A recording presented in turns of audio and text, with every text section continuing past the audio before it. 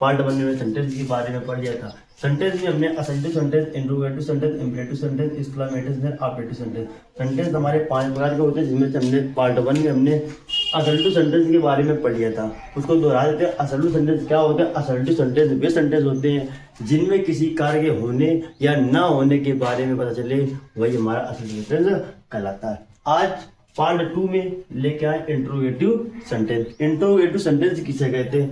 Interrogative sentence ऐसे वाक्य जिनमें प्रश्न पूछा जाता है, उसे इंट्रोगेटिव सेंटेंस कहते हैं। जैसे व्हाट इज योर नेम, तुम्हारा क्या नाम है, इसमें प्रश्न पूछा जाता है। वेयर डू यू लिव, तुम कहाँ रहते हो। मतलब ऐसे वाक्य जिनमें प्रश्न पूछे जाते हैं, वो हमारा इंट्रोगेटिव सेंटेंस कहलाता है। क्या लिखेंगे?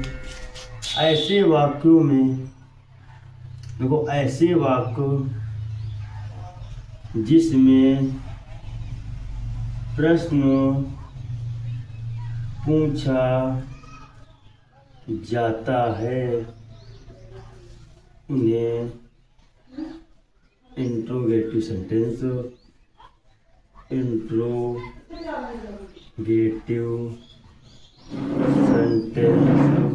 कहते हैं।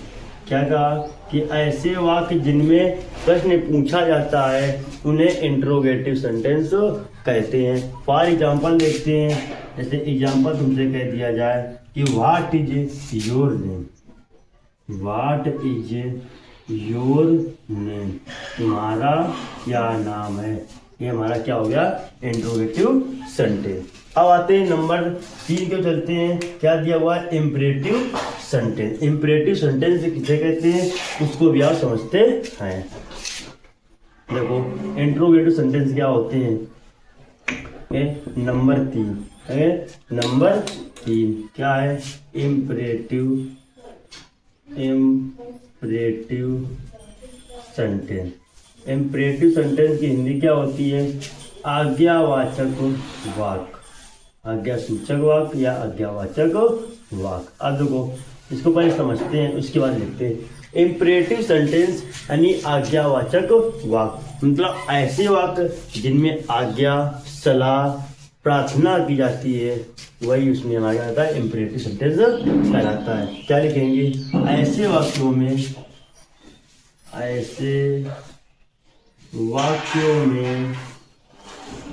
वाक्यों में आज्ञा, प्रार्थना, सलाह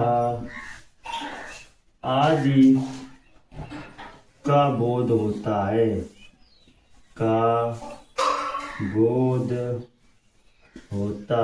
है, उन्हें इम्परेटिव सेंटेंस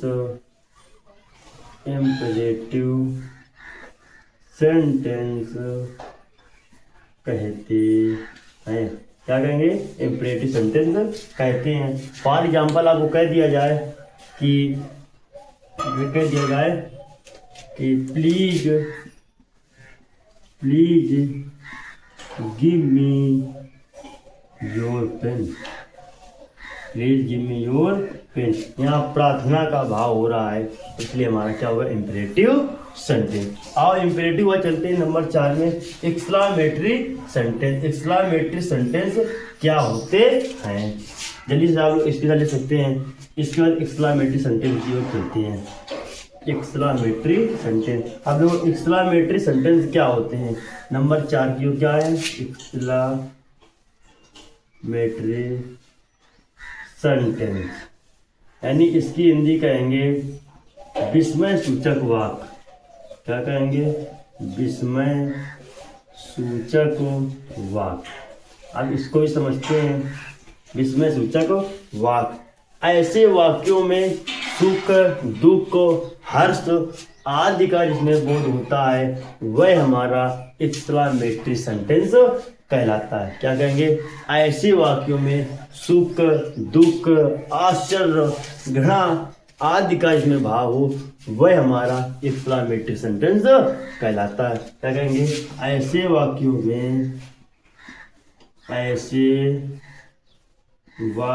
में सुख, दुख, घृणा आश्चर्य आदि का बोध होता है, आदि का बोध होता है, उन्हें एक्सक्लेमेटरी सेंटेंस कहते हैं, एक्सक्लेमेटरी सेंटेंस कहते हैं।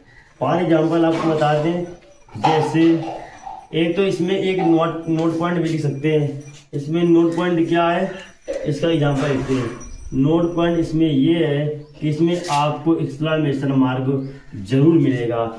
कितना भी बड़ा सेंटेंस हो, कितना भी छोटा हो, कैसा भी लिखा हो, अगर उस सेंटेंस में एक्सक्लेमेशन मार्क अगर ये चीज बना है, वह हमारा एक्सक्लेमेटरी सेंटेंस जरूर होगा। ये एग्जाम्पल देखते हैं, जैसे आपको अलास, अलास ही इज, बड़े दुख के साथ वह कह रहा है कि वह मर गया। यहाँ पर एक्सक्लेमेशन मार्क भी आया है, यहाँ दुख की भी बात हो रही है। और देख दूसरा एग्जाम्पल जैसे कह दिया जाए, ओहो, क्या कहा, ओहो India won the match, India won the match. उसने कहा ओहो इंडिया मैच जीत गई, यानी भारत मैच जीत गया। ओके, आप समझते हैं। फर्स्ट नंबर भी हो गया, second number, third number, fourth number. अब आते हैं 5 नंबर यानी ऑप्टेटिव सेंटेंस के बारे में पढ़ते हैं। समझो, अब ऑप्टेटिव सेंटेंस क्या होते हैं, जल्दी से इसको स्क्रीनशॉट ले सकते हैं आप लोग। चलो चलते हैं next number, last optative sentence. सभी डालो heading optative sentence. Number 5 optative sentence. इसकी हिंदी क्या होती है, इसकी हिंदी होती है इच्छा सूचक वाक्य, इच्छा सूचक वाक्य। आप इसको भी समझते हैं। आप तुमसे कह दिया जाए कि ऑप्टेटिव सेंटेंस किसे कहते हैं, तो आप लोग कहोगे ऑप्टेटिव सेंटेंस यानी ऐसे वाक्य जिनमें शुभ अशुभ आदि का बोध होता है, वह हमारा इच्छा सूचक वाक्य होता है। क्या कहेंगे, ऐसे वाक्य, ऐसे वाक्य जिनमें शुभ अशुभ,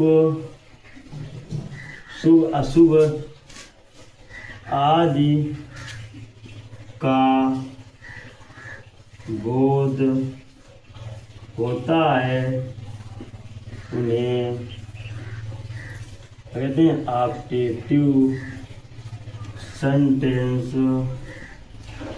सेंटेंस कहते हैं। जैसे आपको कोई विश करता है, वह हमारा ऑप्टेटिव सेंटेंस में जाएगा। जैसे आप लोग देखे होंगे कि जिसकी किसी भी गांव में जाए, शहर में जाए, उसमें लिखा होगा आपका मंगलमय हो, यानी वो हमारा इच्छा कर रहा है, इच्छा सूचक वाक्य होगा। या तुमसे कोई कह दे, इच्छा कह दे कि हैप्पी बर्थडे, क्या कह दे, हैप्पी बर्थडे, यानी उसने आपको विश किया, यानी शुभ और अशुभ के बारे में जानकारी मिलती है, वह ऑप्टेटिव सेंटेंस के बारे में जानकारी मिलती है।